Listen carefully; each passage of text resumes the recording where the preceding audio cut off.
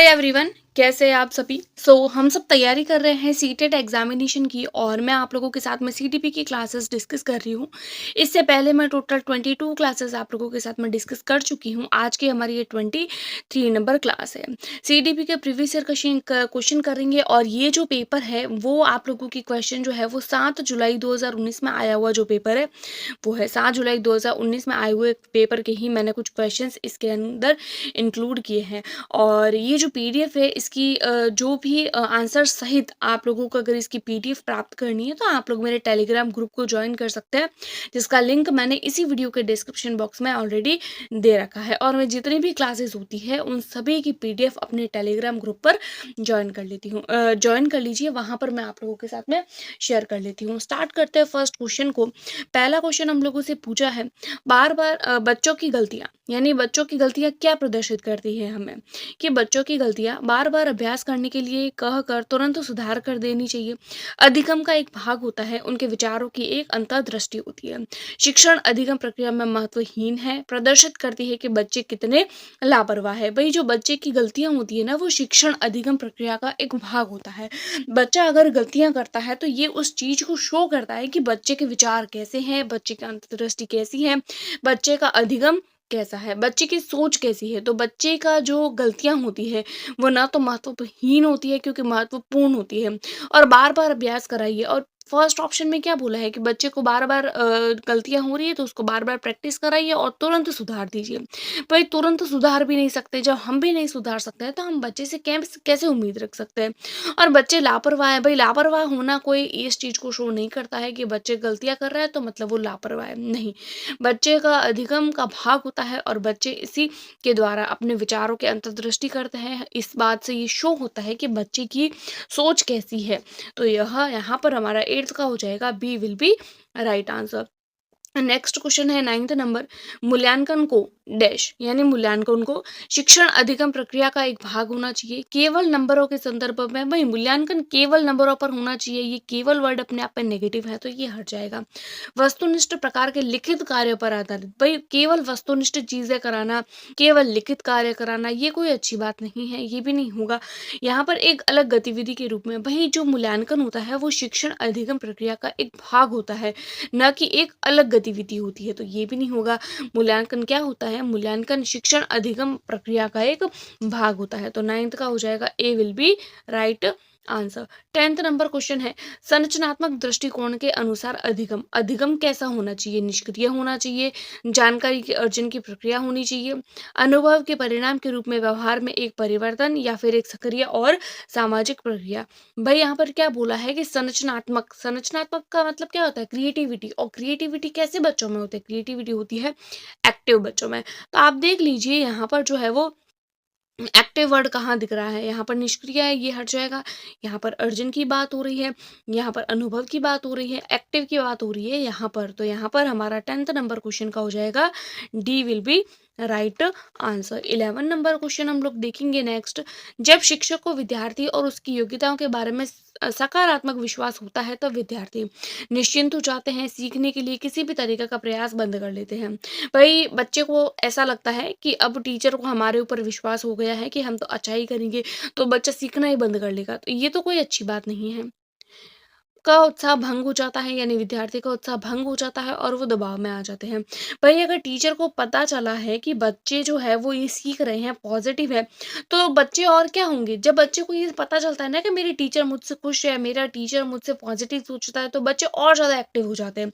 तो बच्चे दबाव में नहीं आते, किसी भी रूप से प्रभावित नहीं होते, नहीं। अगर टीचर को पता चल रहा है कि मेरा जो पढ़ाने का स्टाइल है वो बच्चे को पसंद आ रहा है, बच्चा एक्टिव है, तो बच्चे क्या करते हैं, बच्चे जब खुश होते हैं ना टीचर की खुशी से, तो बच्चे और भी ज़्यादा खुश हो जाते हैं, तो बच्चे और एक्टिव हो जाते हैं, उत्सुक हो जाते हैं और प्रेरित हो जाते हैं। तो यहाँ पर 11 का हो जाएगा, D will be right answer.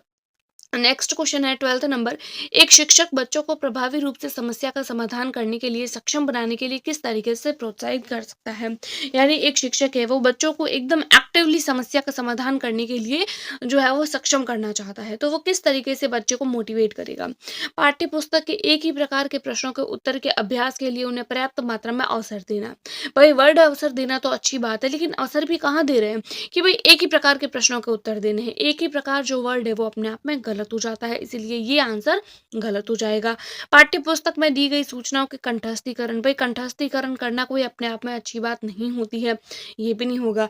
बच्चों को समस्या के बारे में सहानुभूत अनुभव कराने और बहु विकल्पों को देखने के लिए प्रोत्साहित करना। अगला है पाठ्य पुस्तक के सभी प्रश्नों के व्यवस्थित तरीके से समाधान लिखवा कर। वह पाठ्य पुस्तक के सभी प्रकार के व्यवस्थित तरीके से समाधान लिखवाना कोई अच्छी बात है क्या? नहीं। बल्कि हम क्या करेंगे, जो भी बच्चे को समस्या आई है उसका उस बच्चे को बोलेंगे कि आप अनुमान लगाइए और अलग अलग तरीके से उसको जो है वो सॉल्व करने की कोशिश करिए। जैसे बच्चा एक्टिव होगा, उसको एनकरेज होगा इन सारी प्रॉब्लम्स को देखकर, तो बच्चा जो है वो समस्या समाधान को खुद ही करने लगेगा। तो यहाँ पर 12th का हो जाएगा C will be right answer. अगला क्वेश्चन है 13 नंबर। वे विद्यार्थी जिनके प्रयोग में विद्यार्थियों की स्वपहल व प्रयास शामिल होते हैं, किसका उदाहरण है? भाई क्या बोला जा रहा है कि वे विधियां जिसमें बच्चे खुद करते हैं, बच्चे की स्वपहल होती है और बच्चे प्रयास करते हैं। तो जब बच्चे प्रयास कर रहे हैं तो क्या है वो? निगमनात्मक विधि है, अधिगमकर्ता है, परंपरागत विधि है, या फिर अंतर्वैयक्तिक बुद्धि है? भाई बुद्धि की तो बात ही नहीं हो रही है, तो ये नहीं होगा। बच्चे क्या कर रहे हैं, खुद से पहल कर रहे हैं, खुद से ही जो है वो काम करने की कोशिश कर रहे हैं। तो अधिगम कर्ता केंद्रित विधि, यानी कि यहाँ पर एक ऐसी विधि का उपयोग किया गया है जहाँ पर बच्चे को केंद्र में रखा गया है। अगला क्वेश्चन देखते हैं 14 नंबर क्वेश्चन। नीचे दिए गई परिस्थितियां किस सिद्धांत को दर्शाती है? यानी कि कुछ परिस्थितियां दी हुई है, ये परिस्थिति कुछ इस प्रकार है। जो विद्यार्थी अच्छा प्रदर्शन नहीं करते हैं तो वे महसूस करते हैं कि वे पर्याप्त रूप से अच्छे नहीं हैं, हतोत्साहित हो जाते हैं। तब उनमें बिना प्रयास के कार्यों को आसानी से छोड़ देने की संभावना है। यानी कि कुछ बच्चे ऐसे शो कर रहे हैं कि अगर हमारे मार्क्स अच्छे नहीं आ रहे हैं तो हम अच्छे नहीं हैं, और वो डिमोटिवेट हो जाते हैं। लेकिन वो क्या करते हैं, तो वो बिना प्रयास किए ही उस कार्य को छोड़ देते हैं। तो ये क्या है? संज्ञान और संवेग संबंधित नहीं है। आनुवंशिक और पर्यावरण अलग नहीं है, आनुवंशिक और पर्यावरण संबंधित नहीं है, संज्ञान और संवेग अलग नहीं है। यहाँ पर क्या बोला है कि वो जो संज्ञान होता है वो संवेग, यहाँ पर बच्चे को संवेग ही तो आया है, संवेग आए हैं कि नहीं मैं अच्छा नहीं कर पा रहा हूँ, तो वो क्या हो रहा है, डिमोटिवेट हो रहा है। तो डिमोटिवेट होता है तो वो पढ़ता भी नहीं है, तो वो संज्ञान है। तो यानी कि जो संज्ञान होता है वो संवेग से क्या होता है, रिलेटेड होता है। यानी कि ये संबंधित नहीं है, ये नहीं होगा, संबंधित नहीं है लेकिन ये अलग भी नहीं है, ये भी नहीं होगा। आनुवंशिक और पर्यावरण की तो बात नहीं हो रही है। संज्ञान और संवेग क्या होते हैं, अलग नहीं होते हैं, ये एक जैसे होते हैं। यहाँ पर ये भी नहीं बोल सकते कि ये संबंधित नहीं है, बल्कि यहाँ पर संज्ञान और संवेग जो है वो संबंधित नहीं है, तो ये तो गलत हो जाएगा क्योंकि संबंधित है। यहाँ पर बोला अलग नहीं है, अलग नहीं है यानी क्या है, संबंधित है। तो यहाँ पर हो जाएगा 4th नंबर क्वेश्चन, आंसर जो है वो इसका सही हो जाएगा। 15 नंबर क्वेश्चन है, निम्नलिखित में से कौन प्राथमिक सामाजिक कारक है? भाई प्राथमिक समाज कौन सा है, विद्यालय है, सरकार है, या फिर मीडिया है, या फिर परिवार है? भाई प्राथमिक सामाजिक कारण कौन सा होता है, तो प्राथमिक सामाजिक कारक होता है परिवार। तो यहाँ पर 15 का हो जाएगा D will be right answer. Next question है हमारे पास में 16 नंबर। जीन पियाजे के सिद्धांत का प्रमुख प्रस्ताव क्या है? यानी कि जीन पियाजे के अनुसार बच्चे कैसे होते हैं? बच्चों की सोच वयस्कों से बेहतर होती है? बिल्कुल नहीं भाई, बच्चे और जो वयस्क है वो एक जैसा सोचते हैं, बल उनके सोचने का जो तरीका होता है वो अलग होता है।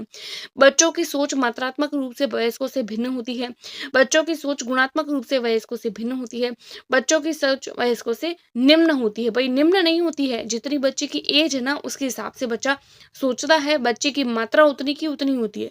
यानी कि अगर 10 थॉट किसी एक चीज को लेकर किसी वयस्क के दिमाग में आ रहे हैं तो बच्चे के दिमाग में भी उतने ही थॉट्स आएंगे। तो मात्रात्मक रूप से तो अलग नहीं हो गया, बल्कि उसका गुण अलग होगा। यानी कि जो थॉट किसी वयस्क के मस्तिष्क में आए हैं तो वो उसको अलग तरीके से दिखेगा किसी चीज़ को देखने पर, और अगर कोई बच्चा है तो वो उसके गुणों को अलग तरीके से दिखेगा। तो और वयस्क अलग दिखेगा और बच्चा अलग दिखेगा। तो जीन पियाजे के सिद्धांत के अनुसार बच्चों की जो सोच होती है वो गुणात्मक रूप से वयस्कों से भिन्न होती है। तो 16 का हो जाएगा C will be right answer. अगला क्वेश्चन देखते हैं, जेंडर। जेंडर क्या है? जेंडर एक मनोवैज्ञानिक सत्ता है। जेंडर सामाजिक संरचना है, आर्थिक संरचना है या जैविक? वही जो सेक्स होता है ना, सेक्स वो जैविक होता है। सेक्स कैसा होता है? जैविक होता है। सेक्स होता है हमारे जैविक। तो जेंडर कैसा हो जाता है? तो जेंडर हो जाता है सामाजिक। तो यहाँ पर 17 का हो जाएगा B will be right answer. अगला क्वेश्चन है 18 नंबर। निम्नलिखित में से कौन विकास के व्यापक आयामों की सही पहचान करता है? संवेगात्मक, बौद्धिक, आध्यात्मिक, संवेगात्मक। तो ये संवेगात्मक संवेगात्मक आ रहा है बार बार, तो ये नहीं होगा। शारीरिक, व्यक्तित्व, आध्यात्मिक और संवेगात्मक। भाई आध्यात्मिक और संवेगात्मक जो होते हैं वो सेम ही होते हैं, तो ये भी नहीं होगा। अगला आता है सामाजिक, शारीरिक और व्यक्तित्व और स्व। भाई स्व तो कोई चीज ही नहीं होती है, तो ये नहीं होगा। क्या होता है? शारीरिक होता है, संवेग होता है, संज्ञान होता है और सामाजिक होता है। तो यहाँ पर हमारा 18 का हो जाएगा D will be right answer. शारीरिक, संज्ञानात्मक, सामाजिक और संवेगात्मक। 19 नंबर सवाल हम लोग देख रहे हैं, बुद्धि के बारे में निम्नलिखित में से कौन सा कथन सही है? बुद्धि अनुभव के परिणाम के रूप में व्यवहार में एक अपेक्षाकृत स्थायी परिवर्तन है। भाई बुद्धि कभी भी स्थायी नहीं होती है, तो ये नहीं होगा। बुद्धि और आनुवंशिक विशेषक होते हैं, जिसमें मानसिक गतिविधियां जैसे स्मरण, तर्क शामिल होते हैं। भाई बुद्धि जो होती है वो केवल आनुवंशिक नहीं होती है, बुद्धि जो होती है वो वातावरण पर भी डिपेंड करती है, तो ये भी नहीं होगा। बुद्धि बहुआयामी होती है, जिसमें बुद्धि परीक्षणों के द्वारा पूर्ण रूप से परिमेय न की जाने वाली कई योग्यताएं शामिल होती है। बुद्धि अभिसारी होती है, बुद्धि अभिसारी नहीं होती है बल्कि बुद्धि अपसारी होती है।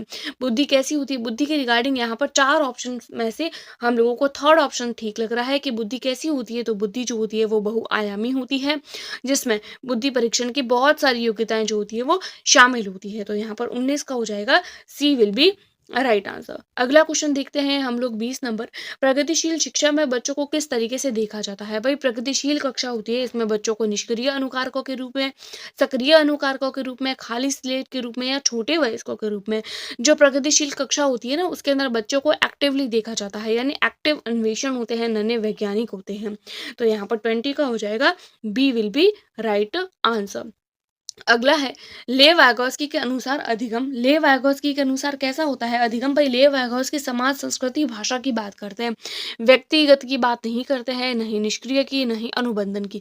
जबकि ले वाइगोस्की जो होते हैं वो समाज की बात करते हैं। तो यहाँ पर 21 का हो जाएगा D will be right answer. अगला क्वेश्चन है 22 नंबर। निम्नलिखित में से कौन सा पूर्व संक्रियात्मक अवस्था काल के बच्चों की विशेषित करता है? यानी कि पूर्व संक्रियात्मक अवस्था की कौन सी विशेषता है? लक्ष्य निर्धारित पूर्व संक्रियात्मकता की नहीं होती है बल्कि शैशव अवस्था की होती है। विलंबित अनुकरण जो होती है वो भी शैशव अवस्था की होती है। वर्तुल प्रतिक्रिया जो होती है वो पूर्व संक्रियात्मक की नहीं होती है बल्कि संक्रियात्मक की होती है। यहाँ पर हम लोगों से किसका पूछा है? यहाँ पर पूछा है पूर्व संक्रियात्मक अवस्था। पूर्व संक्रियात्मक अवस्था की होती है विशेषता विचारों की अनुत्क्रमणीयता। तो यहाँ पर 22 का हो जाएगा C will be right answer. 23 number question है। अगला क्वेश्चन हम लोग देखेंगे 23 नंबर क्वेश्चन। बच्चे और उनके अधिगम के संदर्भ में निम्नलिखित में से कथनों में से कौन सा कथन सही है? भाई क्या पूछा है? बच्चों और उनके अधिगम के संदर्भ में कौन सा कथन सही है? बच्चों को सीखने के लिए अभिप्रेरणा तथा सीखने के लिए सक्षमता केवल आनुवंशिकता, भाई आनुवंशिकता से प्राप्त नहीं होती है, केवल वातावरण भी डिपेंड करता है। दूसरा आता है बच्चों की सामाजिक आर्थिक पृष्ठभूमि उनकी प्रेरणा, अधिगम और सक्षमता को निर्धारित व सीमित करती है। भाई सीमित समाज कभी भी बच्चे को सीमित नहीं करता है, तो ये तो नहीं होगा। अगला क्वेश्चन है बच्चों को अधिगम हेतु प्रेरित करने के लिए उन्हें पुरस्कृत और दंडित करना। भाई बच्चों के अधिगम के लिए उनको प्रेरित और पुरस्कृत करना कोई अच्छी बात नहीं है।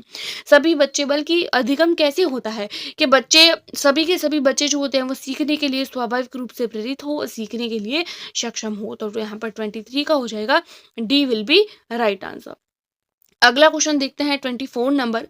गामक विकास की दर में व्यक्तिगत विविधताएं होती है, फिर भी गामक विकास का क्रम कहां से कहां तक होता है? अधोगामी, शीर्षगामी, परिष्कृत, स्थूल गामक विकास या सूक्ष्म गामक विकास? सूक्ष्म से स्थूल की ओर या शीर्षगामी से अधोगामी की ओर? भाई यहाँ पर गामक विकास की बात हो रही है, तो अधो अधो जो गामी है और शीर्षगामी ये तो नहीं होंगे।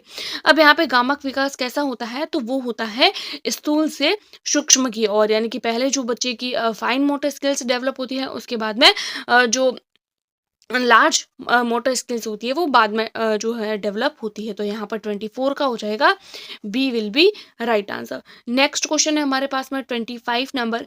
वह अवधि जो वयस्कता के संक्रमण की पहल करती है उसको क्या बोलते हैं? मध्य बाल्यावस्था, पूर्व संक्रियात्मक अवधि, बाल्यावस्था की समाप्ति या फिर किशोरावस्था। तो वह अवधि जो वयस्कता के संक्रमण की पहल करती है उसको क्या बोलते हैं? तो उसको बोलते हैं यहाँ पर पूर्व संक्रियात्मक अवस्था बोलते हैं। वैसे तो यहाँ पर जो होना चाहिए राइट आंसर वो बी होना चाहिए, लेकिन फाइनल आंसर की में इसका जो आंसर है वो बी दिया गया है, लेकिन बी किस आधार पर दिया गया है वो नहीं पता, लेकिन यहाँ पर हमारे हिसाब से तो सी होना चाहिए, लेकिन आंसर की में यहाँ पर बी दिया गया है, इसीलिए यहाँ पर हम लोग आंसर इसका बी लगाएंगे। अगला क्वेश्चन है 26 नंबर। जीन पियाजे के अनुसार बच्चे, यानी कि जीन पियाजे के अनुसार बच्चे क्या सोचते हैं? प्रेक्षणात्मक अधिगम प्रक्रिया का अनुसरण करते हुए दूसरों का अवलोकन करके सीखते हैं। को उद्दीपक उद्दीपन अनुक्रिया संबंधों के सावधानी पूर्ण नियंत्रण के द्वारा एक विशेष तरीके से व्यवहार करने के लिए अनुबंधित किया जाता है। भाई जीन पियाजे कभी भी उद्दीपन और अनुक्रिया की बात नहीं करते हैं।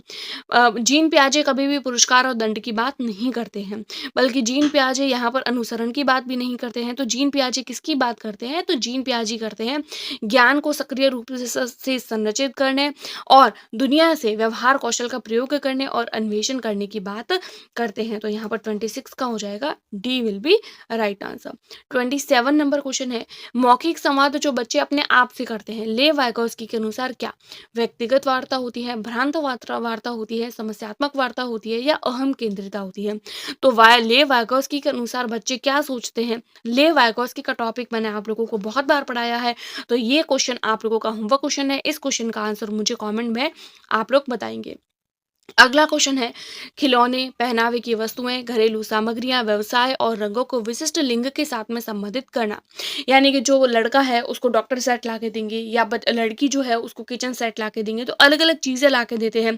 लड़की अगर घर घर खेलते हैं ना, कई बार घर घर खेलते हैं तो भी बच्चे क्या करते हैं, लड़की होती है वो झाड़ू पोछे करती है, और आदमी जो होता है यानी कि जो बच्चा होता है, लड़का होता है, वो क्या करता है, वो बाहर के सब्जियां वगैरह लाने का काम करता है। तो ये जो खेल होते हैं, जो पहनावे होते हैं, घरेलू सामग्रियां होती है, व्यवसाय होते हैं, रंग होते हैं, ये किस चीज को शो करते हैं? जेंडर रूढ़िवादिता को, जेंडर सिद्धांत को, जेंडर प्रासंगिकता को, या फिर विकसित जेंडर पहचान को। तो जो लिंग होता है वो किस चीज को शो करता है? तो ये सारी चीजें रूढ़िवादिता को शो करती है। तो 28 का हो जाएगा, A will be right answer. 29 number question है हमारे पास में। एक प्रारंभिक कक्षा कक्ष में एक बच्ची अपने साथ जो अनुभव लाती है उसकी उपेक्षा करनी चाहिए, उस पर ध्यान नहीं देना चाहिए, उसको शामिल करके उसका संचय करना चाहिए, या उन्हें अस्वीकार करना चाहिए? तो अगर कोई भी बच्ची अपने साथ में अनुभव ला रही है तो हमको क्या करना चाहिए? उसको शामिल करना चाहिए, उसको मोटिवेट करना चाहिए। तो यहाँ पर 29 का हो जाएगा, C will be right answer. 30 number question है। एक बच्चा यह तर्क प्रस्तुत करता है कि हिंज को दवाई की चोरी नहीं करनी चाहिए, वह दवाई जो उसकी पत्नी की जान बचाने के लिए जरूरी है, क्योंकि अगर वो ऐसा करता है तो पकड़ा जाएगा, जेल जाएगा। तो कोहलबर्ग के अनुसार ये क्या है? कोहलबर्ग के अनुसार ये कौन सी अवस्था है? तो देखिए क्या होता है कि हिंज के अनुसार जो बातें बोली गई है यहाँ पर क्या हो रहा है कि एक बच्चा है वो क्या तर्क दे रहा है कि उसको चोरी नहीं करनी चाहिए। तो उसको क्या होगा, अगर वो चोरी करेगा तो वो पकड़ा जाएगा, जेल जाएगा, यानी उसको दंड मिलेगा। तो ये क्या है? सामाजिक क्रम नियंत्रक अभिविन्यास है, दंड आज्ञा पालन है, सार्वभौमिक नैतिक है, या यांत्रिक उद्देश्य है? भाई बच्चा क्या बोल रहा है? बच्चे का तर्क है कि अगर वो चोरी करेगा तो उसको दंड मिलेगा। तो यहाँ पर हमारा हो जाएगा, B will be right answer. तो इस तरीके से हम लोगों ने काफी सारे क्वेश्चंस आज की वीडियो में डिस्कस किए हैं। आई होप आप लोगों को वीडियो पसंद आ रही है। Do like, subscribe and share. Thanks for watching. और इसकी पीडीएफ आंसर सहित प्राप्त करने के लिए आप मेरे टेलीग्राम ग्रुप को ज्वाइन कर सकते हैं। Take care, good bye.